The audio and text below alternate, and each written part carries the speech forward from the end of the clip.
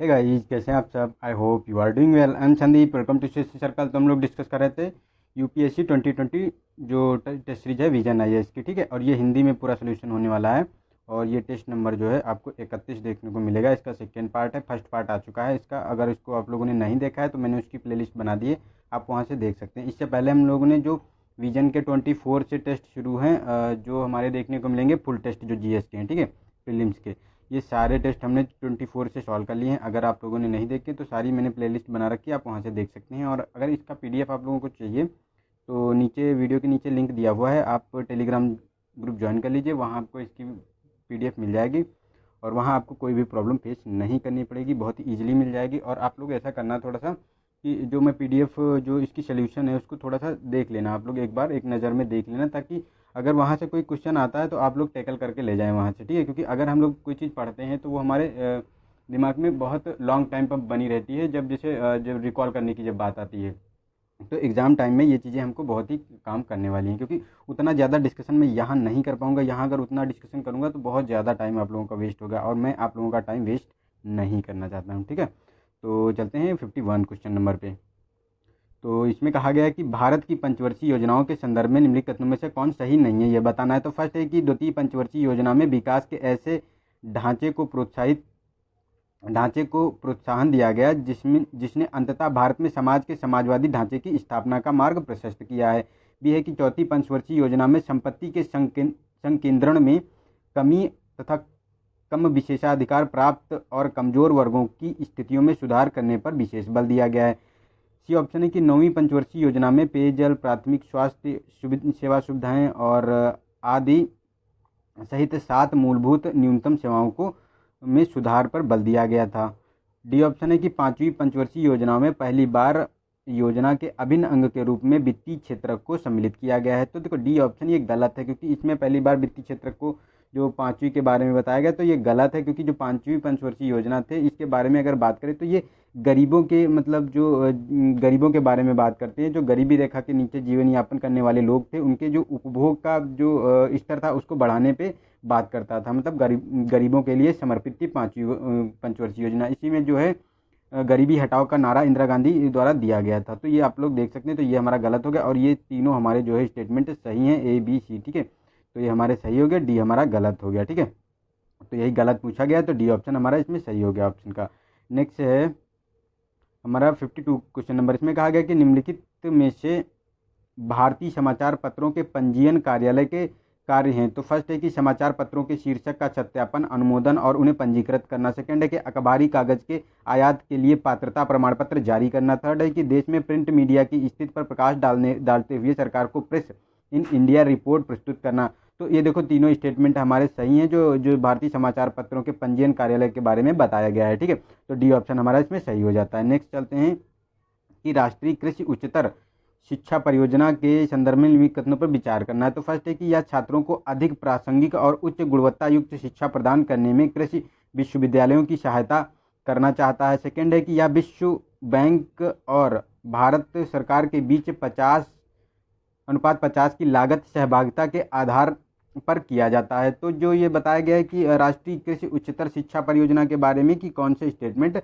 इसमें सही है, तो ये बताना है। तो देखो इसमें जो हमारे ये स्टेटमेंट बताए गए हैं, ये जो दो मतलब फर्स्ट एंड सेकेंड, ठीक है। तो जो ये फर्स्ट और सेकेंड के बारे में जो बात करता है, तो ये दोनों हमारे स्टेटमेंट इसके सही हैं। क्योंकि जो कहा गया है इसके बारे में, यह छात्रों के लिए अधिक प्रासंगिक और उच्च गुणवत्ता युक्त शिक्षा प्रदान करने के लिए कृषि विश्वविद्यालयों की सहायता करना चाहता है। और सेकेंड यह विश्व बैंक और भारत सरकार के बीच 50:50 की लागत सहभागिता, मतलब 50% जो है हमारा विश्व बैंक इसमें कोलैबोरेट करेगा और 50% की जो वित्तीय सहायता है ये भारत सरकार देगी, ठीक है। तो हमारा सी ऑप्शन सही हो गया इसमें। नेक्स्ट है कि सरकार द्वारा हाल ही में आरंभ की गई समर्थ योजना का उद्देश्य। तो फर्स्ट है कृषि प्रसंस्करण एमएसएमई के विकास को बढ़ावा देना। सेकंड है कि कपड़ा क्षेत्र में लाभकारी और साधारणीय रोजगार के लिए युवाओं को कुशल बनाना है। सी है कि व्यावसायिक प्रशिक्षण पाठ्यक्रमों में डिप्लोमा और डिग्री पाठ्यक्रमों तक सुचारू पारगमन अवसरों को बढ़ाना। डी ऑप्शन है कि ये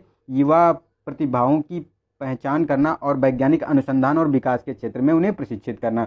तो इसमें देखो ये बी ऑप्शन सही है, ये कपड़ा क्षेत्र के जो लाभकारी और साधारणीय रोजगार के लिए युवाओं को कुशल बनाने के बारे में ये बात करता है, जो ये सफल जो ये समर्थ योजना का उद्देश्य इसमें है ये, ठीक है, इसी के बारे में बात करता है, ताकि जो कपड़ा उद्योग है उसमें जो है लोगों को कुशल बनाया जाए और ज़्यादा से ज़्यादा लोगों को रोज़गार प्राप्त हो सके और अच्छी गुणवत्ता वाला जो है हम कपड़ा का प्रोडक्शन कर सके, इसके बारे में ये बात करता है, ठीक है। तो चलते नेक्स्ट क्वेश्चन में। नेक्स्ट है कि 55 क्वेश्चन नंबर, तो इसमें बौद्ध जैन परंपरा पर आधारित महत्वपूर्ण स्थलों और उनके महत्व के निम्नलिखित युग्मों पर विचार करना है। तो स्थल दिए हुए हैं और प्रसिद्धि है कि मतलब किसमें क्या किया गया है। तो वैशाली की जो वैशाली स्थल था वो तृतीय बौद्ध संगीत के बारे में बात करता है। सेकेंड है कि सारनाथ, तो बुद्ध का पहला उपदेश, और वल्लभी की बात करें तो द्वितीय जैन संगीत, और कुशीनगर की बात करें तो गौतम बुद्ध का महापरिनिर्वाण। तो देखो ये थर्ड फोर्थ तो हमारा सही है, क्योंकि गौतम बुद्ध का जो महापरिनिर्वाण है ये जो कुशीनगर में आप लोगों को देखने को मिला है। और जो ये सेकेंड में कहा गया है कि प्रथम उपदेश, तो ये भी हमारा सही है, सारनाथ का प्रथम उपदेश, ठीक है, ये भी हमारा सही हो गया। और थर्ड में भी हमारा वल्लभी जो थी, वल्लभी में ही द्वितीय जैन संगीत हुई थी, ठीक है, तो ये भी हमारा सही है। लेकिन ये वैशाली में जो कहा गया है तृतीय बौद्ध संगीत, तो नहीं, ये वैशाली में आपको जो द्वितीय बौद्ध संगीत थी वो देखने को मिली थी, ना कि तृतीय, ठीक है, तो ये हमारा गलत हो गया। तो 2, 3 और 4 हमारे सुमेलित हैं, तो हमारा ऑप्शन हो गया 2, 3, 4, तो हमारा बी ऑप्शन सही हो गया इसमें, ठीक है। चलते नेक्स्ट में। इसमें कहा गया कि भारतीय जनजाति शहरी सहकारी विपणन विकास संघ लिमिटेड ट्राइफेड के संदर्भ में निम्नलिखित कथनों पर विचार करना है। तो यह लघु वनोपज के लिए न्यूनतम समर्थन मूल्य के कार्यान्वयन हेतु केंद्रीय नोडल एजेंसी है। सेकेंड है कि यह कृषि एवं किसान कल्याण मंत्रालय के सहकारी विभाग निगम के अंतर्गत कार्यरत है। थर्ड है कि यह अनुसूचित जाति अनुसूचित जनजाति के शिल्पकारों के लिए प्रशिक्षण प्रदान करता है। तो देखो ये हमारा सही है कि ये अनुसूचित जाति के शिल्पकारों को प्रशिक्षण प्रदान करता है। फर्स्ट भी सही है, क्योंकि ये लघु वनोपज के लिए न्यूनतम समर्थन मूल्य के कार्यान्वयन है तो केंद्रीय नोडल एजेंसी है। लेकिन ये सेकेंड में ये गलत है, ये जो कृषि एवं किसान कल्याण मंत्रालय के अंतर्गत नहीं आता है, ये हमारा जनजातीय मंत्रालय के अंतर्गत आता है, ठीक है, तो ये हमारा गलत हो गया सेकेंड वाला। और फर्स्ट एंड थर्ड सही है, तो हमारा ऑप्शन हो गया सी ऑप्शन सही है, क्योंकि सी 1 और 3 सही है, ठीक। नेक्स्ट है हमारा 57 क्वेश्चन नंबर। इसमें कहा गया India post payment bank IPPB के संदर्भ में बताना कि कौन सा कथन सही है। तो फर्स्ट है कि IPPB अपने अभिगमन केंद्र यानी एक्सेस पॉइंटों की भौतिक उपस्थिति के संदर्भ में देश का सबसे बड़ा बैंक है। सेकेंड है कि यह मुख्य रूप से डिजिटल भुगतान में विप्रेषण को प्रोत्साहित करके नकदी रहित लेन देन अपनाने पर केंद्रित करता है। और थर्ड है कि यह तृतीय पक्ष गठजोड़ के माध्यम से ऋण प्रदान करता है। तो देखो ये जो इसमें कहा गया है कि इंडियन पोस्ट पेमेंट बैंक के बारे में, तो ये देखो तीनों स्टेटमेंट जो हमारे देखने को आपको मिलते हैं ये तीनों के तीनों सही हैं, क्योंकि जो ये एक्सेस पॉइंट मतलब एक्सेस पॉइंट की भौतिक उपस्थिति के संदर्भ में देश का सबसे बड़ा बैंक भी है ये, और डिजिटल भुगतान और विप्रेषण को प्रोत्साहित करता है, ठीक है, और ये तृतीय गठजोड़ माध्यम से ऋण प्रदान करता है। तो तीनों स्टेटमेंट सही हो गए। और इसकी स्थापना की बात करें तो 2016 में की गई थी, ठीक है, तो हमारा ऑप्शन इसमें सही हो गया, डी ऑप्शन सही हो गया, 1, 2 और 3, ठीक है। चलते नेक्स्ट क्वेश्चन पे। नेक्स्ट में कहा गया global investment trade monitoring report किसके द्वारा प्रकाशित की जाती है। तो फर्स्ट है कि विश्व आर्थिक मंच द्वारा व्यापार और विकास पर संयुक्त राष्ट्र सम्मेलन यानी UNCTAD यानी अंटार्कटिक। और सी ऑप्शन है इडेक्को ग्रुप ऑफ गूगल की साझेदारी में इनसीड बिजनेस स्कूल। और डी ऑप्शन है कि विश्व बैंक द्वारा। तो इसका बी ऑप्शन सही है, जो ये व्यापार और विकास पर संयुक्त राष्ट्र सम्मेलन है जो इसी के द्वारा जारी की जाती है, global investment trade monitoring report, ठीक है। और इसकी जो रिपोर्ट अभी जो जारी की गई थी उसमें 2018 से 2019 में जो विश्व में इन्वेस्टमेंट की जो भागीदारी है उसमें 1% की कमी आई है, ठीक है, इसीलिए ये न्यूज़ में था। तो ये देख सकते हैं आप लोग, इसको आप लोग मेमोरी में थोड़ा सा रखना या कहीं नोट कर लीजिए, क्योंकि जो 2018 की जो रिपोर्ट आई थी उसमें इसका जो निवेश था तो उसमें 1.41 था, ठीक है, तो 2.41 था। लेकिन अभी जो आई है रिपोर्ट उसमें 1.39 देखने को मिला है, तो 1% की गिरावट इसमें देखने को मिली है, ठीक है, तो ये आप लोग देख लेना इसको, ठीक है, तो इसको कहीं नोट कर लीजिए तो ज़्यादा बेटर है, ठीक है। तो फर्स्ट नेक्स्ट है कि ललित कला अकेडमी के संबंध में निम्नलिखित कथनों में से कौन सही है ये बताना है। तो फर्स्ट है कि यह भारत की संगीत नृत्य नाटक की राष्ट्रीय अकेडमी है। सेकेंड है कि यह संस्कृत मंत्रालय द्वारा पूर्ण वित्त पोषित स्वायत्त निकाय है। तो ये तो सेकेंड तो हमारा सही है, लेकिन फर्स्ट में ये गलत है, क्योंकि ये नृत्य और नाटक के बारे में नहीं बात करता है, ये केवल और केवल जो हमारा बात करता है संगीत नाट्य एकेडमी के रूप में ये जाना जाता है, ठीक है, तो ये नृत्य के बारे में बात नहीं करता है, ठीक है। तो ये जो है संगीत नाट्य राष्ट्रीय एकेडमी है, ना कि नृत्यिका है। तो ये हमारा फर्स्ट तो गलत हो गया, सेकेंड सही है, तो हमारा बी ऑप्शन सही हो जाता है इसका, ठीक है। और ये दृश्य कला के क्षेत्र में सर्वोत्तम एक संस्था है, दृश्य कला के क्षेत्र में, ठीक है, ललित कला अकेडमी। नेक्स्ट है हमारा 60 क्वेश्चन नंबर, इसमें केंद्रीय सार्वजनिक क्षेत्र के उद्यमों मतलब सीपीएससी के संदर्भ में निम्नलिखित कथनों पर विचार करना है। देखो सीपीएससी का बहुत ज़्यादा हर एक हिस्ट्री में आपको क्वेश्चन देखने को मिलेगा, बहुत इंपॉर्टेंट है ये वाला क्वेश्चन, तो इस पर आप लोग थोड़ा सा कंसंट्रेट कीजिएगा, ठीक है। तो सीपीएससी वे कंपनियां हैं जिनमें केंद्र सरकार या अन्य सीपीएससी की प्रत्यक्ष भागीदारी 51 मतलब 51% से 51% या इससे अधिक है, ठीक है। सेकेंड है कि सार्वजनिक क्षेत्र को उपक्रमों के माध्यम से अर्जित लाभ को वार्षिक वित्तीय विवरण की तैयार इसका अर्थ है कि सार्वजनिक क्षेत्र के उपक्रम जो होते हैं उसके माध्यम से अर्जित जो लाभ होता है वो वार्षिक वित्तीय विवरण की तैयारी में शामिल किया जाता है, उसके बारे में बताना है। तो ये देखो ये जो सीपीएससी होते हैं तो इनका जो ये जो इनको दोनों को जो ये वार्षिक वित्तीय विवरण जो तैयार किया जाता है उसमें शामिल किया जाता है, और सीपीएससी में जो प्रत्यक्ष भागीदारी होती है सरकार की ये 51 या इससे अधिक 51% या इससे अधिक होती है, तो दोनों स्टेटमेंट हमारे सही हैं ये, ठीक है। तो सी ऑप्शन इसका सही हो गया। चलते नेक्स्ट क्वेश्चन बेस में कहा गया कि निम्नलिखित कथनों पर विचार करना है। तो फर्स्ट है कि इसका 85% भौगोलिक क्षेत्रफल वनावरण के अंतर्गत है, इसके कुल फसल क्षेत्र का 63% झूम कृषि के अंतर्गत आता है, ठीक है। तभी वन्य जीव अभ्यारण्य इस राज्य में स्थित है। और थर्ड है इस राज्य में झूम कृषि संबंधी कार्यों को पूरा होने के पश्चात चापचर कूट उत्सव मनाया जाता है। तो ये देखो ये किसके बारे में बताया गया है, ये मतलब ये तीनों जो स्टेटमेंट कहे गए हैं तो किसके, झारखंड के बारे में है, मणिपुर है, अरुणाचल प्रदेश है, मिजोरम के बारे में। तो ये जो हम देखने को मिलेगा ये मणिपुर में जो आपको जो 85% भौगोलिक क्षेत्र वनावरण भी पाया जाता है, झूम कृषि का 63% क्षेत्रफल है, और यहीं पे आपको चापचर कूट जो उत्सव है यह मनाया जाता है, और तभी वन्य जीव अभ्यारण्य भी इसी राज्य में स्थित है, ठीक है। तो चलते नेक्स्ट पे। नेक्स्ट है कि महात्मा गांधी राष्ट्रीय स्वच्छता सम्मेलन के संबंध में निम्नलिखित कथनों पर विचार करना है। तो फर्स्ट है कि यह क्षेत्र में स्वच्छता को बढ़ावा प्रदान करने हेतु सार्क देशों के मध्य सहयोग बढ़ाने के लिए एक स्वैच्छिक कार्यक्रम है। सेकेंड है कि यह पेयजल और स्वच्छता मंत्रालय की एक पहल है। तो ये सेकेंड हमारा सही है, ये पेयजल और स्वच्छता मंत्रालय की एक पहल है, लेकिन ये जो कहा गया है कि स्वच्छता को बढ़ावा देने के लिए जो सार्क देशों के साथ, तो नहीं सार्क देश इसमें सम्मिलित नहीं, इसमें टोटल 68 कंट्री इसमें सम्मिलित हैं, जिसमें जो बात की गई है कि ये स्वच्छता को बढ़ावा देने के लिए ये विभिन्न मंत्रालयों के जो प्रतिनिधि हैं उनके बारे में बात करता है, उनके सहयोग के बारे में, सहयोग को बढ़ावा के लिए एक स्वैच्छिक कार्यक्रम है जिसमें ये भागीदारी को जो वीडियो के माध्यम से जो चर्चाएं की जाएंगी उन्हीं के बारे में बात करता है, ठीक है। तो हमारा इसमें सेकेंड ऑप्शन सही हो गया, बी ऑप्शन, फर्स्ट गलत है। नेक्स्ट है हमारा 63 क्वेश्चन नंबर, इसमें कहा गया है कि शिक्षा क्षेत्र के विभिन्न पहलुओं के संदर्भ में निम्नलिखित कथनों पर विचार करना है। तो पहले दी हुई हैं और उद्देश्य दिए हैं। तो फर्स्ट एक पहला है कि मतलब शाला सिद्धि, तो स्कूलों के लिए समग्र प्रदर्शन का मूल्यांकन करना। सेकेंड है समवाय, तो ये पारंपरिक कला और शिल्प कौशल का विकास करना। थर्ड है सक्षम या दिव्यांग बच्चों के लिए छात्रवृत्ति प्रदान करना। तो देखो जो ये सक्षम है ये दिव्यांग बच्चों के लिए छात्रवृत्ति प्रदान करना ये भी सही है, लेकिन फर्स्ट भी सही है कि सिद्धिशाला जो है ये स्कूलों के लिए समग्र प्रदर्शन मूल्यांकन है। लेकिन ये जो ये कहा गया है कि समवाय के बारे में ये पारंपरिक कला शिक्षा कौशल का विकास करना, तो ये गलत है। इसके बारे में अगर बात करें तो जो हमारा देखने को मिलेगा जो राष्ट्रीय कौशल गुणवत्ता फ्रेमवर्क है इसके अंतर्गत जो काम करता है, एमएचआरडी मिनिस्ट्री के अंतर्गत जो आता है उसी के बारे में ये बात करता है समवाय, ठीक है। तो ये गलत हो गया हमारा, फर्स्ट एंड थर्ड सही है इसका, तो इसका ऑप्शन सही हो गया, सी ऑप्शन इसका सही हो जाता है, ठीक है। चलते नेक्स्ट क्वेश्चन में। नेक्स्ट है कि 64 में कहा गया है कि त्यौहार दिए हुए हैं और जनजातियाँ दी हुई हैं, उनका मिलान करना कि कौन सा त्यौहार किसी मतलब राज्य में होता है कि जनजाति द्वारा मनाया जाता है।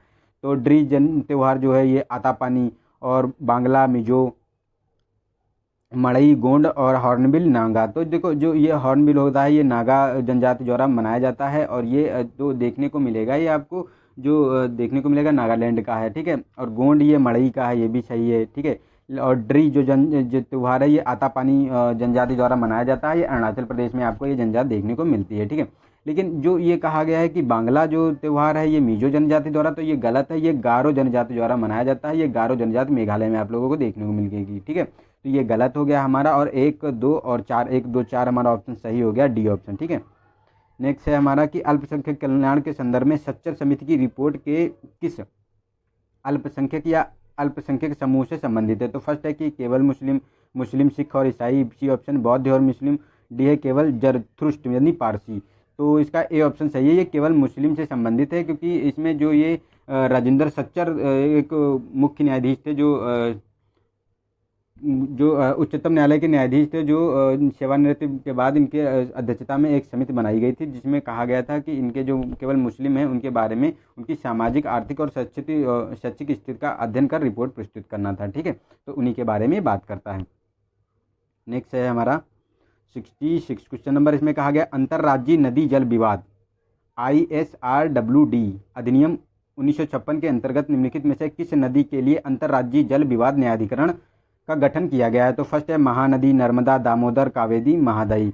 तो देखो ये दामोदर, ये गलत है। दामोदर के लिए कोई भी प्रोविज़न नहीं अभी तक किया गया है, कोई अंतर्राज्यीय जल विवाद न्यायाधिकरण नहीं गठित किया गया है। लेकिन जो महानदी, नर्मदा और कावेरी और महादाई, इन चारों के लिए जो है ये गठन किया जा चुका है। ठीक है, तो इसी के बारे में है। तो ये हमारा 1 3 4 5 हमारा ऑप्शन हो गया 1 3 4 5। नहीं, इसमें कुछ कन्फ्यूजन है क्या? अरे नहीं, अच्छा, तो गलती हो गई, सॉरी। हम जो है देख लेते हैं देख लेते हैं। इसमें देखो इसमें कावेरी नहीं है, और कावेरी नहीं है तो 3 को इसमें केवल क्रॉस कर दो। ठीक है, तो 1 2 और 4 5। ठीक है, 1 2 4 5 है। ठीक है, तो हमारा ऑप्शन हो गया 1 2 4 5, तो सी ऑप्शन हमारा सही हो गया। ठीक है, चलते नेक्स्ट में कहा गया कि सरकार की मेरा गांव मेरा गौरव पहल का उद्देश्य है। तो खुले में शौच के विरुद्ध एक जन आंदोलन का निर्माण करना। सेकेंड है जल दबाव ग्रस्त गांवों और कस्बों में जल संरक्षण को बढ़ावा देना। सी है कि ग्रामीण क्षेत्रों में महिलाओं के नेतृत्व वाले स्टार्टअप को चिन्हित कर महिलाओं के सशक्तिकरण को बढ़ावा देना। डी है कि कृषि से संबंधित सलाह सूचना और प्राप्त करने हैं तो किसानों को वैज्ञानिकों से जोड़ना। तो इसमें जो मेरा गांव और मेरा गौरव की पहल की बात करें तो ये हमारा जो देखने को मिलेगा, इसमें जो डी ऑप्शन है हमारा ये सही है, क्योंकि कृषि से संबंधित सलाह और सूचना प्राप्त करने हैं तो किसानों को वैज्ञानिकों से जोड़ना था। इसमें क्या था कि मतलब वैज्ञानिकों को जो गांव को गोद लेना था, ताकि जो है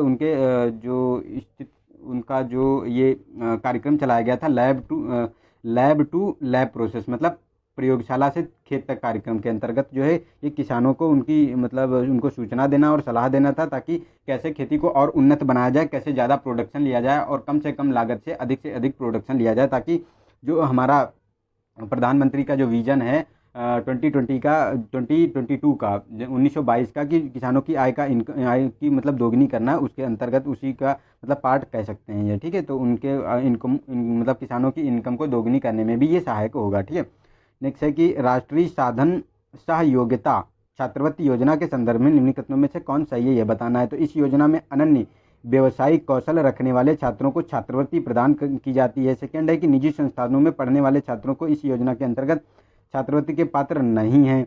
तो जो इसमें ये कहा गया सेकेंड में, तो ये तो सही है, क्योंकि निजी छात्र के जो छात्रवृत्ति के पात्र नहीं हो सकते इसमें। ठीक है, लेकिन ये फर्स्ट में जो कहा गया है कि ये इस योजना में व्यवसायिक कौशल रखने वाले छात्रों, तो ये गलत है। ये व्यवसायिक कौशल रखने वाले छात्रों की छात्रवृत्ति प्रदान नहीं की जाएगी। इसमें जो है आर्थिक रूप से जो पिछड़े हैं उन छात्रों के बारे में बात करता है। जो ये सरकारी जो हमारे आपको देखने को मिलेंगे, जो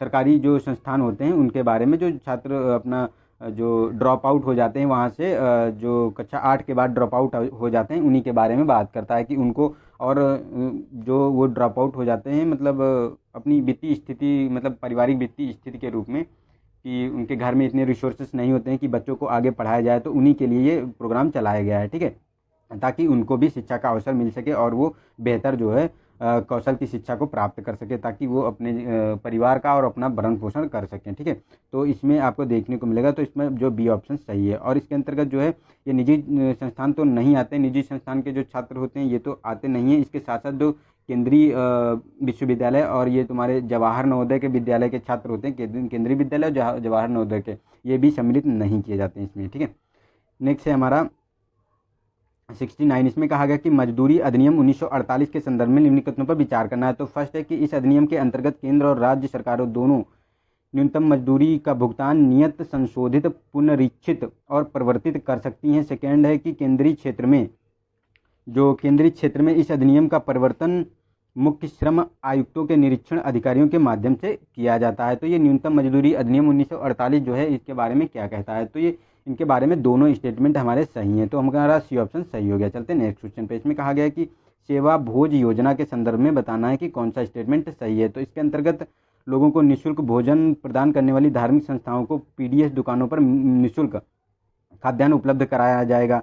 विगत 3 वर्षों के प्रति माह से कम 5,000 व्यक्तियों को निःशुल्क भोजन वितरित करने वाली परोपकारी संस्थाओं और इस योजना के अंतर्गत सहायता है तो पात्र होंगे। तो देखो सेकेंड तो सही है, लेकिन ये जो पीडीएस के बारे में कहा गया है कि ये धार्मिक संस्थाओं को दिया जाएगा जो निःशुल्क भोजन प्राप्त करने के लिए जो राशन दिया जाएगा, तो ये गलत है, क्योंकि ये निःशुल्क पीडीएस के माध्यम से नहीं, ये जो धार्मिक संस्थाएं होती है जिसके जैसे लंगर और भोज योजनाएं चलाई जाती हैं जिससे गरीबों को खाना खिलाया जाता है, तो उसमें कहा गया है कि उनका जो राशन होगा वो जहाँ से वो खरीदेंगे तो वो जीएसटी फ्री होगा, उसके बारे में बात किया गया, ना कि ये इनको निःशुल्क दिया जाएगा पीडीएस दुकानों से। ठीक है, तो ये हमारा बी सही हो गया, तो सेकंड सही हो गया, तो बी ऑप्शन हमारा सही है ये। ठीक है, फर्स्ट गलत हो गया। नेक्स्ट है निम्नलिखित युग्मों पर विचार कीजिए। तो फर्स्ट है दर्रा दिए हुए हैं और उनकी अवस्थिति की कहाँ कौन सा मतलब किस स्टेट में दर्रा पाया जाता है। तो फर्स्ट है जलेपला की बात करें तो उत्तराखंड, नाथुल्ला सिक्किम और शिपकिला हिमाचल प्रदेश। तो देखो शिपकिला हिमाचल प्रदेश में आपको देखने को मिलेगा, नाथुल्ला सिक्किम में देखने को मिलेगा। ठीक है, लेकिन जलेपला भी ये सिक्किम में ही देखने को मिलेगा, ना कि उत्तराखंड में, तो ये गलत हो गया। ठीक है, तो ये जो हमारी देखने को मिलती है जो चुम्बे वैली है, चुम्बे घाटी, ठीक है, उसी में ये जलेपला और नाथुल्ला दोनों देखने को मिलते हैं सिक्किम में। ठीक है, तो हमारा 2 और 3 सही हो गया, तो हमारा सी ऑप्शन इसका सही हो गया। नेक्स्ट है 72 क्वेश्चन नंबर। इसमें सरकार की धरोहर गोद ले योजना के संदर्भ में निम्नलिखित में से विचार करना है कि कौन सा सही है। तो फर्स्ट है कि इसके अंतर्गत प्रस्तावित स्थलों को निजी और सार्वजनिक क्षेत्र की कंपनियों के साथ साथ व्यक्तियों द्वारा भी गोद लिया जा सकता है।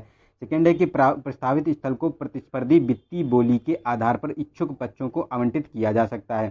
थर्ड है कि यह पर्यटन मंत्रालय के सहयोग और सरकारी विकास मंत्रालय की एक पहल है, तो इसके बारे में बताना है। तो ठीक है, तो देखो ये संस्कृत मंत्रालय, ये थर्ड में जो कहा गया है कि संस्कृत मंत्रालय और शहरी मंत्रालय की, तो नहीं, शहरी मंत्रालय की पहल नहीं है, ये संस्कृत मंत्रालय और उसके साथ साथ आपको देखने को मिलेगी पर्यटन संस्कृत मंत्रालय प्लस जो पुरातत्व विभाग सर्वेक्षण है मतलब उसके अंतर्गत, ये तीनों मिलकर ये तीनों की ये पहल है पर्यटन मंत्रालय के अंतर्गत। ठीक है, तो ये हमारा गलत हो गया। सेकेंड में जो प्रतिस्पर्धी वित्तीय बोली के बारे में, तो ये गलत है, ये दृष्टि आधारित आवंटन किया जाएगा। ठीक है, क्योंकि ऐसा होगा कि जो उसके रखरखाव के लिए सक्षम है उसके आधार पर उसका आवंटन किया जाएगा, ना कि प्रतिस्पर्धी बोली के लिए ये। ठीक है, और ये हमारा फर्स्ट वाला सही हो गया, क्योंकि ये निजी संस्थानों और सार्वजनिक क्षेत्र की कंपनियों के साथ साथ जो निजी व्यक्ति हैं वो भी इसको गोद ले सकते हैं, तो ए ऑप्शन हमारा सही हो गया, केवल एक। ठीक है, चलते नेक्स्ट में कहा गया कि राष्ट्रीय डिजाइन नीति की दृष्टि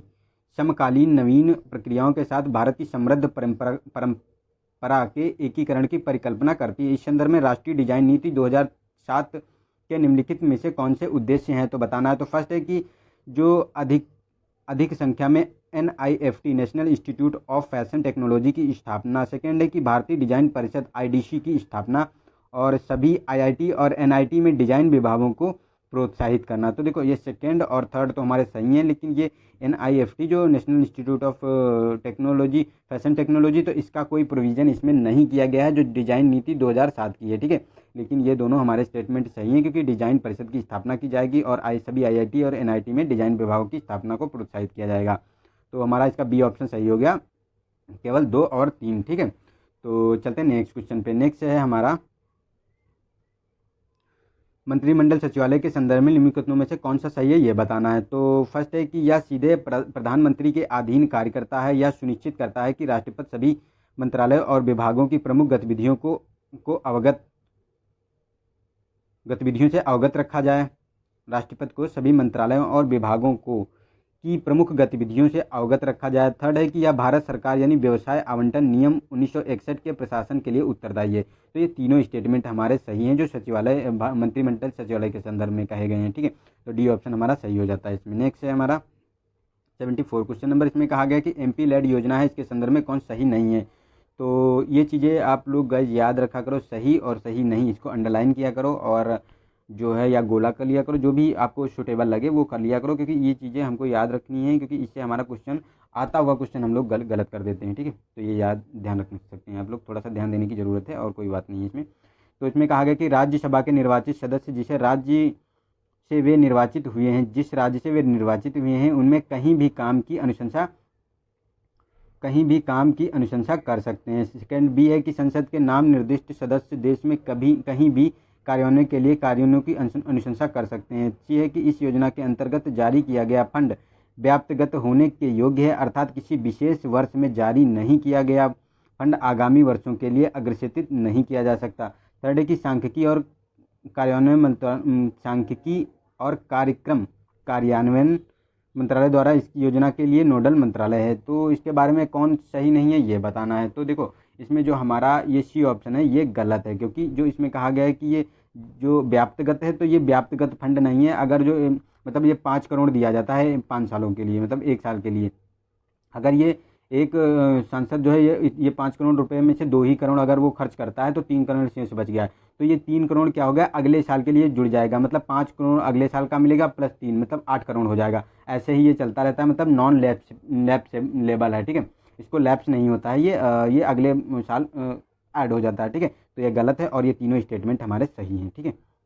नेक्स्ट हमारा चलते हैं कि निम्नलिखित मंदिरों पर विचार कीजिए। तो फर्स्ट है सूर्य मंदिर कोणार्क और तट मंदिर मामल्लपुरम। थर्ड है कि लिंगराज मंदिर भुवनेश्वर। तो इसमें कालानुक्रम में बताना है कि कब हुआ है। तो देखो ये हम देख सकते हैं कि इसके सूर्य मंदिर की स्थापना तो ये 13वीं शताब्दी में आपको देखने को मिलेगी, ठीक है। ये गंग वंश के जो नरसिंह वर्मन थे उन्होंने इसकी स्थापना की थी, ठीक है। सेकेंड है कि मामल्लपुरम, तो इसकी स्थापना 7वीं शताब्दी में देखने को मिलेगी। और ये लिंगराज मंदिर जो भुवनेश्वर का है इसकी 10वीं शताब्दी में देखने को मिलेगी। तो इसको क्रम में लगाना है। तो देखो 2, 3 और 1, 2, 3, 1 कौन ऑप्शन, ए ऑप्शन है। तो 2, 3, 1 हमारा क्रम सही हो गया। नेक्स्ट है 77 क्वेश्चन नंबर। इसमें भारत के सांख्यिकी के संदर्भ में निम्नलिखित पर विचार करना है। तो फर्स्ट है कि यह जनगणना 2011 के अनुसार 60% से अधिक भारतीय जनसंख्या कार्यशील आयु वर्ग 15 से 59 की है, मतलब जो आयु वर्ग है 15 से 59 का, तो वो 60% से अधिक जनसंख्या है, उसके बारे में बताता है।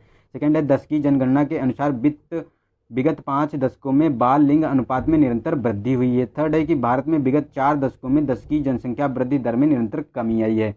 तो जो ये कहा गया है कि जो फर्स्ट वाला तो ये तो हमारा सही है, क्योंकि जो 60% से अधिक जो जनसंख्या है वो 15 से 59 वर्ग की है, ठीक है, आयु वर्ग की है। तो ये तो हमारा सही हो जाता है। और सेकेंड में जो कहा गया है कि ये मतलब निरंतर, तो देखो ऐसे क्वेश्चन तो गलत हो जाते हैं, निरंतर वृद्धि नहीं हो सकती ऐसे बहुत ही, और वो भी लिंगानुपात में, तो कैसे हो सकती है, इतना घटता जा रहा है तो कैसे होगी। देखो 2001 में आपको ये लिंगानुपात देखने को मिलेगा 927 जो है शिशु बाल लिंगानुपात था, लेकिन अभी ये जो 2011 की जनगणना में देखने को मिला था तो ये 19 हो गया, मतलब 919 होगा, तो यही घट गया ये देखो। तो ये तो हमारा गलत हो गया सेकेंड ये स्टेटमेंट। और ये थर्ड है कि विगत 4 वर्षों में 10 की जनसंख्या वृद्धि में निरंतर कमी आई है, तो ये तो हमारा सही है, क्योंकि जो 1981 था, 81 के बाद हमारे जो है हर एक 10 की वृद्धि में जनसंख्या में कमी आई है, क्योंकि 81 में आपको देखने को मिलेगी कि 24.8% थी, ठीक है, वृद्धि दर। और अभी जो आपको देखने को मिलेगा 2011 की जनसंख्या वृद्धि की बात करें तो 21.5 देखने को मिलेगी, ठीक है। तो ये देख लीजिए आप लोग, ठीक है। तो हमारा ये इसमें देखो ये गलत हो गए, तो फर्स्ट हमारा केवल इसमें सही है, ठीक है, फर्स्ट ऑप्शन सही है, केवल एक।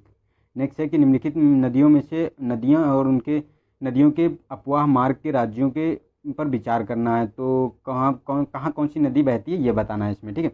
तो इसमें देखो उज्ज नदी दी है, उज्ज ये राजस्थान में बताया गया, शिवनाथ आपको छत्तीसगढ़ में, तवा मध्य प्रदेश में, परवरा महाराष्ट्र में, हेमवती तमिलनाडु में। तो देखो ये हमारा सही है, क्योंकि हेमवती तमिलनाडु में है, ये आपको कावेरी नदी की जो देखने को मिलेगी ट्रिब्यूटरी है, और परवरा महाराष्ट्र में है, ठीक है, ये भी हमारी सही है, ठीक है, परवरा महाराष्ट्र में है। और अगर हम बात करें तो ये तवा की, तो ये भी हमारी मध्य प्रदेश में बहती है, जो तुम्हारी नर्मदा की ट्रिब्यूटरी है। और शिवनाथ ये भी छत्तीसगढ़ में है, क्योंकि ये जो महानदी है उसकी ट्रिब्यूटरी है, ठीक है।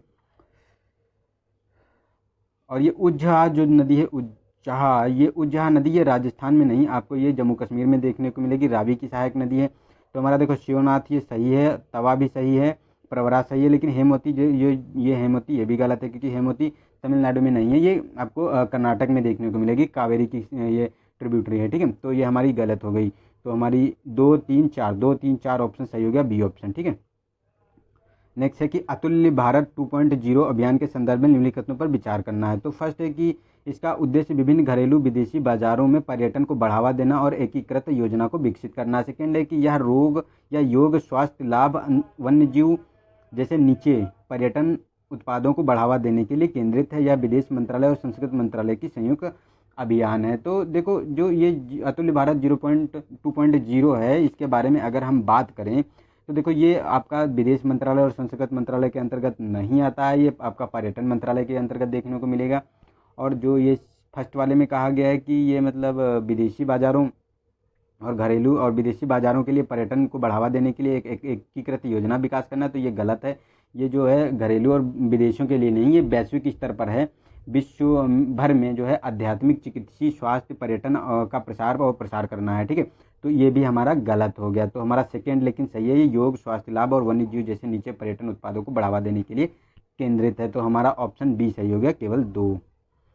नेक्स्ट है हमारा 70-80 क्वेश्चन नंबर। इसमें कभी कभी सुर्खियों में रहने वाला संशोधित विशेष प्रोत्साहन पैकेज योजना यानी MSIPS का उद्देश्य है। तो यह भारतीय विश्वविद्यालय में अध्ययन करने के इच्छुक NRI छात्रों को छात्रवृत्ति प्रदान करता है। सेकेंड है कि पराली दहन पर अंकुश लगाने हेतु किसानों को कृषि अपशिष्टों के पुनर्चक्रण के लिए प्रोत्साहित करना। यह कि इलेक्ट्रॉनिक वस्तु क्षेत्र में निवेश के और उत्पादन को प्रोत्साहित करना। डी है कि जेनेरिक दवाओं के उत्पादन और उपभोग को बढ़ावा देना। तो जिसका देखो सी ऑप्शन सही है, ये इलेक्ट्रॉनिक क्षेत्र वस्तु में निवेश और उत्पादन को प्रोत्साहित करना। क्योंकि इसमें क्या था कि जो हमारी ये इलेक्ट्रॉनिक क्षेत्र में जो कहा गया है, तो इसमें बात ये थी कि जो देखने को हमको मिला है, तो इसका जो टारगेट रखा गया है, ये जो हमारी है विशेष प्रोत्साहन पैकेज योजना, इसका टारगेट 2020 तक रखा गया है कि नेट इंपोर्ट जो है जीरो करना है, नेट इंपोर्ट जीरो करना है जो इलेक्ट्रॉनिक क्षेत्र की जो वस्तुएं होती हैं उनके बारे में, ठीक है। 2020 तक इसका टारगेट है, जो अब पूरा होने वाला है। तो देखते हैं इसको क्या मतलब, इसीलिए ये न्यूज़ में थी। क्योंकि जो देखो योजनाएं क्या होती हैं, क्यों न्यूज़ में होती हैं, क्यों उनको पूछा जाता है, क्योंकि वो न्यूज़ में होती हैं। न्यूज़ में क्यों होती है कि या तो उनका टाइम ड्यूरेशन पूरा हो रहा है, या उनका कोई टारगेट है वो पूरा हो रहा है, या उनका लक्ष्य जो रखा गया है वो पूरा हो रहा है। तो इन चीज़ों के बारे में ये न्यूज़ में रहती है, तो ये फ्रिक्वेंटली पूछ ली जाती हैं, ठीक है। तो ये आप लोग ध्यान रख सकते हैं इसके बारे में, जो ये अब दी गई है विशेष प्रोत्साहन पैकेज योजना। नेक्स्ट है कि राष्ट्रीय बाल श्रम परियोजना के संदर्भ में निम्नलिखित पर विचार करना है। तो फर्स्ट है कि यह महिला एवं बाल विकास मंत्रालय द्वारा प्रशासनिक नियंत्रण के अधीन केंद्रीय क्षेत्र की योजना है। सेकेंड है कि इस योजना के अंतर्गत 9 से 14 वर्ष की आयु वर्ग के कार्यशील बच्चों को व्यावसायिक शिक्षा प्रशिक्षण दिया जाता है। इस योजना के अंतर्गत सफल कार्यान्वयन के लिए पेंसिल नामक एक समर्पित ऑनलाइन पोर्टल को विकसित किया गया है। तो देखो इसमें ये फर्स्ट वाला ये गलत है, क्योंकि ये बाल विकास एवं मंत्रालय के अंतर्गत नहीं आता है, यह श्रम मंत्रालय के अंतर्गत आता है, यानी लेबर मिनिस्ट्री के अंतर्गत, लेबर एंड एम्प्लॉयमेंट मिनिस्ट्री, ठीक है। तो ये गलत हो गया, लेकिन ये दोनों हमारे स्टेटमेंट सही है, क्योंकि 9 से 14 वर्ष के आयु वर्ग के बच्चों की बात करता है इसमें, और ये पेंसिल पोर्टल लॉन्च किया गया इसी के लिए। तो हमारा बी ऑप्शन सही हो गया, 2 और 3, ठीक है। नेक्स्ट है हमारा कि निम्नलिखित में से किसकी प्रतिमाएं अशोक स्तंभ के शीर्ष फलक पर सुशोभित हैं। तो फर्स्ट है हाथी, घोड़ा, वृषभ, बाघ। तो देखो इसमें हाथी भी है, घोड़ा भी है और वृषभ भी है, लेकिन बाघ नहीं है, इसमें शेर को अंकित किया गया है, ना कि बाघ को, ठीक है। और तो हमारा 1, 2, 3 सही हो गया, बी ऑप्शन इसका सही हो गया। और जो ये सारनाथ का अशोक स्तंभ है, उसी से हमारा राज चिन्ह लिया गया है। इसे जो है 26 जनवरी 1950 को अपनाया गया था विधानसभा द्वारा, जो संविधान सभा द्वारा इसे अपनाया गया था, सॉरी विधानसभा नहीं, संविधान सभा द्वारा, ठीक है। नेक्स्ट है हमारा 83 क्वेश्चन नंबर। इसमें कहा गया कि सरकार की बायोटेक किसान योजना के संदर्भ में निम्नलिखित पर विचार करना है। तो इस योजना के अंतर्गत वैज्ञानिक समस्याओं को समझने और उनका समाधान खोजने के लिए किसानों के साथ मिलकर कार्य करेगी। इसका प्राथमिक उद्देश्य जलवायु प्रत्यास्थ तथा आनुवांशिक रूप से संशोधित फसलें विकसित करने के लिए किसान के फील्ड इनपुट का उपयोग करना है। यह विज्ञान एवं प्रौद्योगिकी मंत्रालय की एक पहल है। तो इसके बारे में बात करना है। तो जो बात करें तो एक और मतलब इसका फर्स्ट ये तो सही है, क्योंकि योजना के अंतर्गत वैज्ञानिक समस्याओं को समझने के लिए समाधान को खोजना है। और थर्ड भी सही है कि ये साइंस एंड टेक्नोलॉजी मिनिस्ट्री के अंतर्गत आता है। लेकिन ये सेकेंड में जो कहा गया ये गलत है इसमें, क्योंकि जो ये कहा गया है कि ये जलवायु प्रत्यास्थता पर आनुवांशिक रूप से संसाधित फसलें, तो नहीं संसाधित फसलें नहीं है इसमें आपको देखने को मिलेगा जो किसानों की समस्या होती है, जैसे जल की समस्या है, मृदा की समस्या, बीज है और उनकी बाजार की समस्या, उनको पहचानना और उनकी समस्याओं का समाधान करने के लिए ये बनाया गया है बायोटेक किसान योजना, ठीक है। और ये जो वैज्ञानिकों द्वारा इसको मतलब ये वैज्ञानिकों द्वारा इसको एड्रेस किया जाएगा, ठीक है। तो हमारा इसमें ऑप्शन सही हो गया सी, 1 और 3। चलते नेक्स्ट में कहा गया कि राष्ट्रीय स्वास्थ्य नीति 2017 का उद्देश्य बेहतर स्वास्थ्य और परिवार कल्याण के उच्चतम संभव स्तर को प्राप्त करना है। इस संदर्भ में राष्ट्रीय स्वास्थ्य नीति 2017 निम्नलिखित में से किस एक लक्ष्य को निर्दिष्ट करता है? तो फर्स्ट है कुष्ठ रोग का उन्मूलन, 2025 तक गैर संचारी रोगों के होने वाली समय से पूर्व मृत्यु को दर को कम करना है, और थर्ड है कि 2030 तक HIV या एड्स का उन्मूलन करना है। तो मतलब इसमें जो कहा गया है, तो देखो ये 2030 तक इसका लक्ष्य नहीं था, ये 2020 तक था जो पूरा हो रहा है टारगेट, और इसका जो टारगेट था ये पूरा हो रहा है। और इसका ये 90-90 मतलब 90:90 पर काम करता है।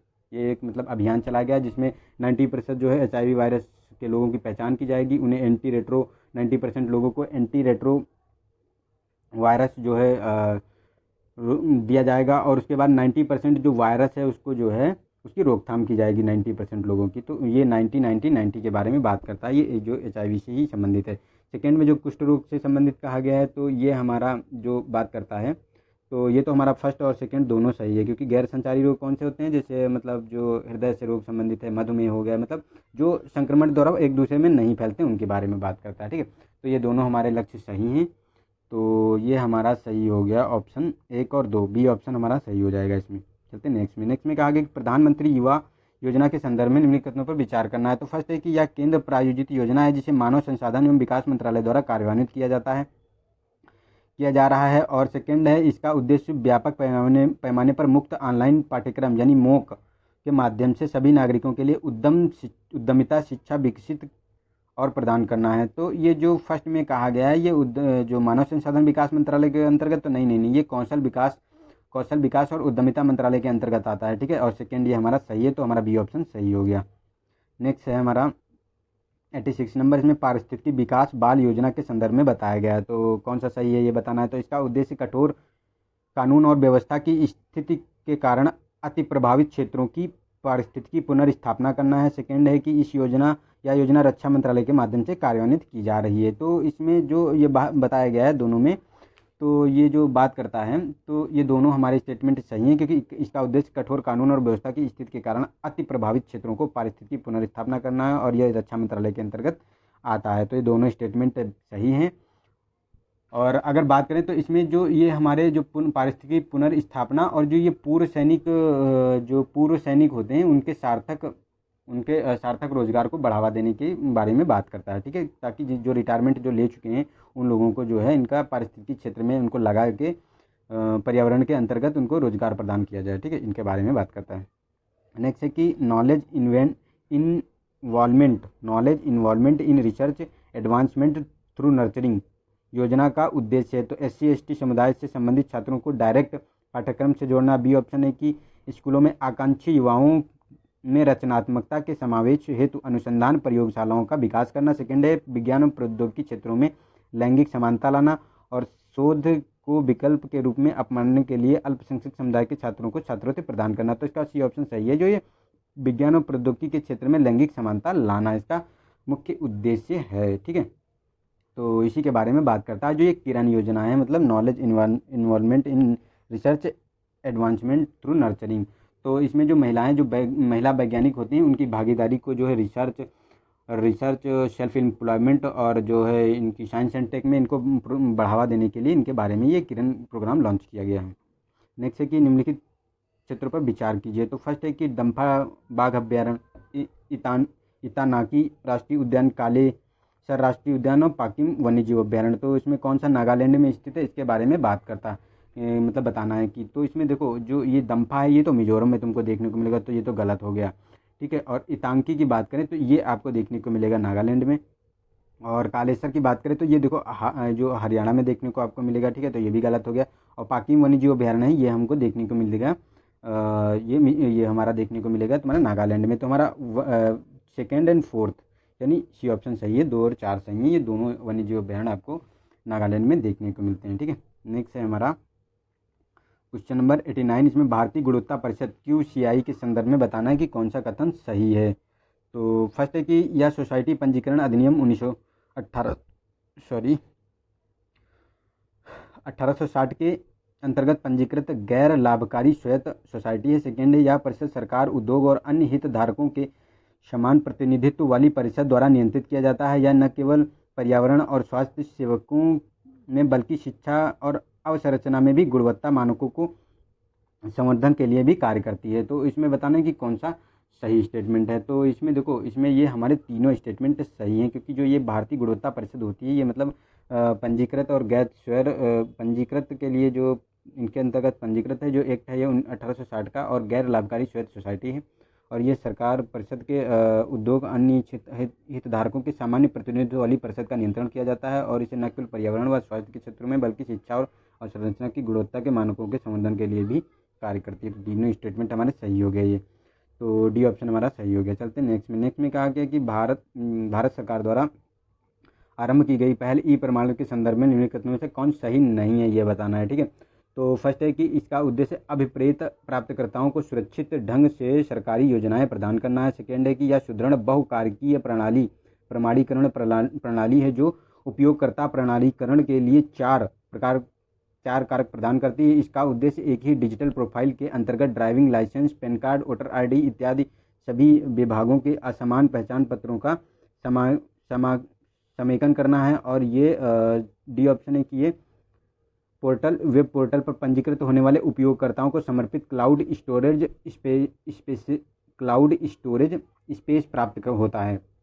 तो कौन सा इसमें सही नहीं है ई प्रमाणन के बारे में, ये बताना है। तो देखो डी ऑप्शन ये सही नहीं है, क्योंकि वेब प्रमाणन पंजीकरण होने वाले उपयोगकर्ताओं को समर्पित क्लाउड स्टोरेज स्पेस प्राप्त होता है, तो ये गलत है, ये ऐसा कोई प्रोविजन इसमें नहीं किया गया है। लेकिन ये जो है ये भी हमारा सही है कि जो कहा गया कि वोटर ID लाइसेंसिंग और पेन के बारे में इत्यादि सरकारी पहचानों के दस्तावेजों का समेकन करना है, और सुदृढ़ बहुकारकीय प्रमाणीकरण प्रणाली है जो उपयोगकर्ता प्रमाणीकरण के लिए चार कारक प्रदान करती है, और ये भी सही है हमारा। ठीक है, तो ये हमारे तीनों स्टेटमेंट सही हो गए। नेक्स्ट है 91 क्वेश्चन नंबर, मतलब औषधियों के मूल्य निर्धारण करने वाली स्वतंत्र नियामक राष्ट्रीय औद्योगिक मूल्य निर्धारण प्राधिकरण निम्नलिखित में से किस मंत्रालय के साथ संबद्ध है। तो फर्स्ट है कि वित्त मंत्रालय, वाणिज्य उद्योग मंत्रालय, रसायन उर्वरक मंत्रालय या स्वास्थ्य एवं परिवार कल्याण मंत्रालय। तो इसका देखो सी ऑप्शन सही है, ये रसायन एवं उर्वरक मंत्रालय जो है उसके अंतर्गत कार्य करता है, जो औषधियों के लिए मूल्य निर्धारण वाली संस्था है, जो राष्ट्रीय औषधि मूल्य निर्धारण प्राधिकरण। ठीक है, तो इसके बारे में ये बात करता है। चलते हैं नेक्स्ट क्वेश्चन पे। नेक्स्ट है 92 क्वेश्चन नंबर, इसमें भारतीय खान ब्यूरो IBM खान मंत्रालय के अधीन एक बहुविषयक वैज्ञानिक और तकनीकी संगठन है। इसके संदर्भ में निम्नलिखित में से कौन भारतीय खान ब्यूरो के कार्य हैं। तो फर्स्ट है कि IBM कोयला, पेट्रोलियम, प्राकृतिक गैस सहित खनिज संस्थानों के संरक्षण और व्यवस्थित दोहन के लिए उत्तरदायी है। सेकेंड है खनन, भू वैज्ञानिक अध्ययन, अयस्क लाभकरण, पर्यावरण अध्ययन के विभिन्न पहलुओं से संबंधित वैज्ञानिक, तकनीकी, आर्थिक अनुसंधान उन्मुख अध्ययन का कार्य करता है। थर्ड है कि यह पट्टाधिकृत मतलब लीज होल्ड और पूर्ण स्वामित्व मतलब फ्री होल्ड वाले क्षेत्रों के खनिज संसाधनों का खनिज मानचित्रण और देशव्यापी इन्वेंट्री तैयार करता है। तो देखो ये तो हमारा थर्ड सही हो गया। सेकेंड भी हमारा सही ऑप्शन है, क्योंकि ये खनन, भू अध्ययन और अयस्क लाभकारी पर्यावरण अध्ययन के विभिन्न पहलुओं के संबंध में वैज्ञानिक, तकनीकी, आर्थिक अनुसंधान उन्मुख अध्ययन का कार्य करता है। लेकिन फर्स्ट ये गलत है, क्योंकि ये जो IBM होता है ये देखो जो गैस, पेट्रोलियम और ये इसके बारे में बात नहीं करता है, क्योंकि ये अन्य खनिज संसाधनों के संरक्षण और उनके व्यवस्थित दोहन के लिए उत्तरदायी है, ना कि कोयला, पेट्रोलियम और प्राकृतिक गैस। ठीक है, तो ये हमारा गलत हो गया। तो हमारे 2 और 3 स्टेटमेंट सही हो गए, तो ऑप्शन बी हमारा सही है। ठीक है, 2 और 3। नेक्स्ट है हमारा 93 क्वेश्चन नंबर, इसमें टमाटर, प्याज, आलू टॉप जैसी फसलों की आपूर्ति और कीमतों को स्थिर रखने के लिए हाल ही में घोषित ऑपरेशन ग्रीन के संबंध में निम्नलिखित पर विचार करना है। तो इसका उद्देश्य कीमत मुद्रास्फीति को दूर करने के लिए उपभोक्ताओं को प्रत्यक्ष लाभ हस्तांतरण प्रदान करना। सेकेंड है इसका कार्यान्वयन भारतीय खाद्य निगम और सार्वजनिक क्षेत्र के बैंकों के संघ द्वारा संयुक्त रूप से किया जाता है। तो देखो जो इसमें ये सेकेंड में कहा गया है, तो ये तो हमारा जो आपको देखने को मिलेगा बिल्कुल गलत है, क्योंकि ये कहा गया है कि इसके बारे में तो ये खाद्य जो FCI है उसके बारे में बात नहीं करता, क्योंकि ये कार्यान्वयन इसका नहीं करता है। इसका कार्यान्वयन किया जाता है नेफेड द्वारा, मतलब राष्ट्रीय कृषि सहकारी विपणन संघ जो है उसके द्वारा इसका किया जाता है कार्यान्वयन। तो ये हमारा गलत हो गया। और अगर जो हम बात करें कि ये जो फर्स्ट में कहा गया है तो ये भी गलत है, क्योंकि मुद्रास्फीति को दूर करने के लिए ये उपभोक्ताओं के लिए प्रत्यक्ष लाभ हस्तांतरण के बारे में बात नहीं करता है। ये आपको देखने को मिलेगा जो अ, जो अ, जो परियोजनाएं चलाई जाती हैं, जो पात्र परियोजनाएं हैं जो प्रसंस्करण के क्षेत्र में, तो उसमें क्या होता है कि जो 50% जो लागत होती है परियोजना की, उसका 50% या फिर जो 50 करोड़ 50% लागत का या 50 करोड़ जो भी मतलब हो, उसमें जो भी हो वही दिया जाता है। जो पिछड़े क्षेत्र वाले लोगों में होता है ये होता है 70% या 50 करोड़ रुपए, ये अनुदान दिया जाता है सहायता राशि के लिए जो पात्र परियोजनाओं की लागत में जो संलग्न लोग होते हैं। ठीक है, जो ये आलू प्याज टमाटर के बारे में उनको प्रसंस्करण करने के लिए जो काम करते हैं, जो क्लस्टर लगाते हैं, उनके बारे में बात किया गया है। तो ये हमारा गलत हो गया दोनों, तो डी ऑप्शन हमारा सही है, ना तो एक ना ही दो। नेक्स्ट है, वर्तमान तेलंगाना क्षेत्र में निम्नलिखित राजवंश किन राजवंशों को का शासन था। तो जब जो मतलब बताया गया जो इस समय तेलंगाना क्षेत्र है उसमें कौन कौन से राजवंशों ने शासन किया है। तो फर्स्ट है कि सातवाहन, सेकेंड राष्ट्रकूट, चेरा और फोर्थ है काकतीय। तो देखो इसमें चेरा चेरा तो ये तमिलनाडु और आपको देखने को मिलेगा जो केरल वाला क्षेत्र था वहाँ थे, तो ये तो नहीं थे। लेकिन सातवाहन, राष्ट्रकूट और काकतीय ये तीनों उसमें आपको देखने को मिलेंगे जो तेलंगाना वाले क्षेत्र पर राज्य किया है इन्होंने। तो हमारा 1, 2 और 4, 1, 2, 4 सी ऑप्शन सही हो गया। इसके साथ साथ अगर और बात करें तो जो चालुक्य हुए थे वो भी इसमें मतलब राज्य कर चुके हैं। मुगल तो थे ही, वो तो आप सभी लोग जानते हैं। और कुतुब शाह जो थे वो कुतुब शाह और आसफ शाह इन लोगों ने भी तेलंगाना क्षेत्र पर शासन किया है। ठीक है, नेक्स्ट है हमारा कंपनी अधिनियम 2013 के अंतर्गत राष्ट्रपति वित्तीय रिपोर्टिंग प्राधिकरण द्वारा निम्नलिखित में से कौन सा कार्य किया जाता है। तो बताना है कि राष्ट्रीय वित्तीय रिपोर्टिंग के बारे में, तो जो अधिनियम 2013 के संदर्भ में तो बताया गया वित्तीय संस्थानों की दिवालिया संबंधी कार्यवाही का पर्यवेक्षण करना। सेकंड है कि भारतीय वित्तीय बाजारों में धोखाधड़ी की निगरानी और रिपोर्टिंग करना। और सी ऑप्शन है कि कंपनियों द्वारा लेखांकन और लेखा परीक्षण मानकों के अनुपालन की अनुशंसा और परिवर्तन करना। डी ऑप्शन है कि भारतीय वित्तीय क्षेत्र की कानूनी संस्थागत संरचनाओं की आवधिक समीक्षा करना। तो देखो इसमें ये सी ऑप्शन सही है, जो कंपनियों के लिए लेखांकन और लेखा परीक्षा मानकों के अनुपालन की अनुशंसा और परिवर्तन करना। जो ये कंपनी अधिनियम 2013 के अंतर्गत ये स्थापित की गई थी राष्ट्रीय वित्तीय रिपोर्टिंग प्राधिकरण, इसका काम था। ठीक है, यही ये मतलब काम करता है। तो इसके बारे में आप लोग याद रख सकते हैं और इसका गठन 2018 में किया गया था। ठीक है, तो चलते नेक्स्ट में। नेक्स्ट है 96 क्वेश्चन नंबर। तो हम लोग बहुत करीब हैं अपनी मंजिल की तरफ। तो इसमें कहा गया कि बालिकाओं की शिक्षा की प्रगति के लिए डिजिटल जेंडर एटलस के संदर्भ में निम्नलिखित कथनों पर विचार करना है। तो फर्स्ट है कि यह भारत में बालिका शिक्षा में पिछड़े क्षेत्रों की पहचान करता है। सेकंड है कि यह नीति आयोग और यूनिसेफ की एक संयुक्त पहल है। तो ये जो कहा गया नीति आयोग की पहल है, तो नहीं ये नीति आयोग की पहल नहीं है। ये जो है MHRD मिनिस्ट्री और मतलब ह्यूमन रिसोर्स जो मिनिस्ट्री है, मानव संसाधन विकास मंत्रालय, उसके अंतर्गत बात करता है और ये यूनिसेफ की संयुक्त पहल है। और ये जो भारत में जो बालिकाएं हैं जो बालिका शिक्षा में पिछड़े क्षेत्रों की जो पहचान करती हैं उनके बारे में बात करता है। तो ए ऑप्शन ये सही हो गया, केवल एक इसमें सेकंड गलत हो गया। नेक्स्ट है कि प्राय सुर्खियों में रहे अंतर्राष्ट्रीय परिवहन और पारगमन गलियारा निम्नलिखित में से किन के होकर गुजरता है। तो अफगानिस्तान, रूस, ईरान, भारत, अमेरिका। तो देखो ये ना तो रूस से गुजरता है ना ही अमेरिका से गुजरता है, ये हमारा अफगानिस्तान, ईरान और भारत से गुजरता है। तो हमारा 1, 3, 4 ए ऑप्शन सही हो गया। ठीक है, और ये जो हमारा जो हम लोग पोर्ट डेवलप कर रहे हैं ईरान में, चाहबार पोर्ट, ठीक है, जो चाहबार ईरान में पोर्ट डेवलप कर रहे हैं उसी के बारे में, उसी गलियारे के बारे में बात करता है। जो हमारा जो भारत और इधर से कनेक्टिविटी जोड़ के हम लोग कहाँ जाएंगे कि मतलब जो सेंट्रल एशिया और यूरोप से हम कनेक्टिविटी बना सकते हैं, उसके बारे में ये बात करता है। ठीक है, जो हमारा अंतर्राष्ट्रीय परिवहन और पारगमन गलियारा है। ठीक है, नेक्स्ट है हमारा निःशुल्क और अनिवार्य बाल शिक्षा अधिनियम 2009 के अंतर्गत निम्नलिखित अधिकारों में कौन सा प्रदत्त है। तो निःशुल्क पाठ्यक्रम, पाठ्य पुस्तकें और यूनिफॉर्म, और सेकंड है मध्याह्न भोजन, और थर्ड है विद्यालय पूर्व अधिगमन। तो इसमें देखो सेकंड और फर्स्ट और सेकंड दोनों शामिल किए गए हैं, लेकिन ये अभी जो ये कहा गया है कि विद्यालय पूर्व अभिगम, तो ये इसके अंतर्गत जो RTE एक्ट है इसके अंतर्गत नहीं आता है। ये आपको देखने को मिलेगा जो एकीकृत बाल विकास सेवा योजना चलाई जा रही है ICDS, उसके द्वारा ये प्रदान किया जाता है, ये वाला जो विद्यालय पूर्व अधिगमन। ठीक है, लेकिन ये फर्स्ट और सेकंड इसमें सही है, ये तो हमारा 1 और 2 सही हो गया। चलते नेक्स्ट में हमारा 99 क्वेश्चन नंबर। इसमें कहा गया है कि भारत सरकार ने प्रधानमंत्री आशा योजना का शुभारंभ किया है, जिसका उद्देश्य किसानों की उपज के लिए लाभप्रद मूल्य सुनिश्चित करना है। इस योजना में विभिन्न घटकों के संदर्भ में निम्नलिखित योजनाओं पर विचार करना है। तो उपबंध दिए गए हैं और घटक दिए गए हैं, बताना है उनके बारे में। तो